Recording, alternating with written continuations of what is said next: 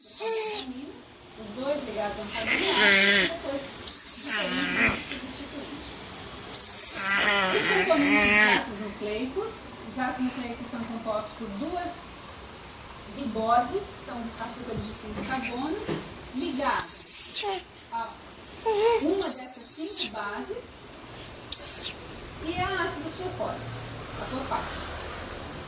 As membranas e os lipídios são compostos basicamente por ácidos graxos, muitas vezes esterificados ao glicerol, que é um álcool de 3 carbonos, uma molécula de carbono, com alguns outros componentes, como por exemplo, colina, colina, e dos carboidratos, como eu falei para vocês também, são carboidratos pequenos de 4, 5 ou 6 carbonos.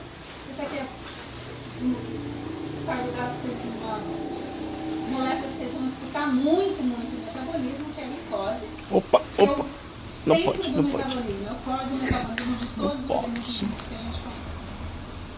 Bom, então, são poucas moléculas que eu mostrei para vocês, né? Se isso aqui fosse o curso